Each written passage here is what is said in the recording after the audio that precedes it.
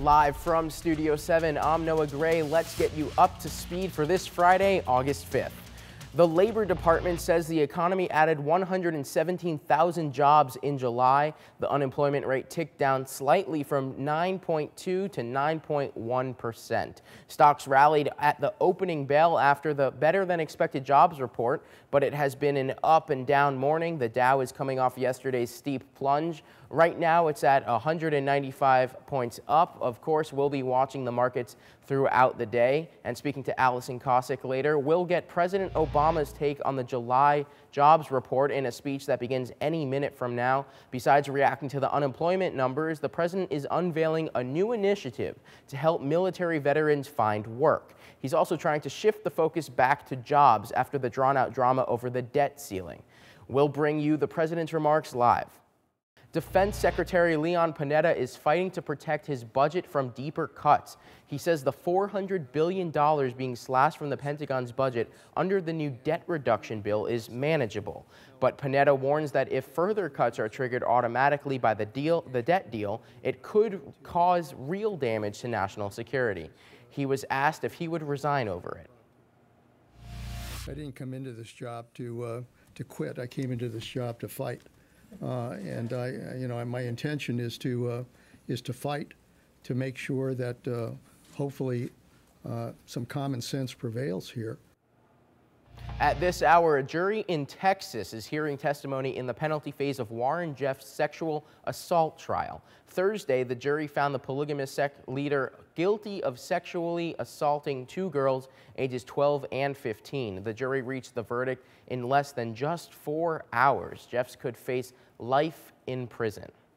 Protesters in Syria are chanting, "God is with us." That's the theme of demonstrations across the country today.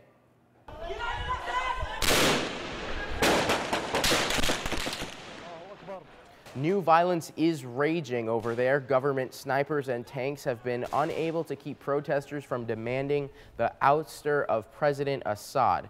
Secretary of State Hillary Clinton says Syria's government is responsible for more than 2,000 deaths since the unrest started in mid-March. Oppressive heat from New Mexico all the way to North Carolina. More than a dozen states are sweltering through another brutally hot day. It's hot here in Atlanta, and Texas is right in the middle of it. July was the hottest month ever recorded in the state. With air conditioners on full blast, electricity use has surged. Some utility companies are asking customers to conserve power. We want to take a closer look now at the better-than-expected jobs report for July and the stocks market reaction. The Dow rallied at the open after yesterday's 512-point freefall.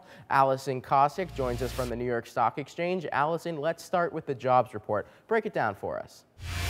We saw the reaction on Wall Street. We saw the Dow jump as much as 172 points on that better-than-expected jobs report that showed that 117,000 jobs were added last month. The unemployment rate ticked down to 9.1% as well. And where were those jobs added? We saw jobs added in manufacturing, in healthcare, in hospitality. But we also saw jobs lost in government, 37,000. What you're looking at there is sort of the progression of the first half of the year of how many jobs were added. We saw more jobs added in February, March, and April, and you saw kind of trickle a little lower, although those were revised higher in this report that we got yesterday. And of course, this 117,000 was definitely better than Wall Street expected.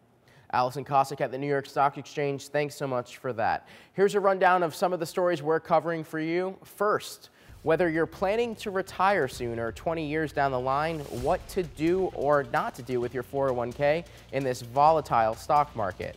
Then, the brutal summer heat forces people to take desperate measures. Also, shocking violence captured on camera in Syria. The latest on the government's bloody crackdown against demonstrators.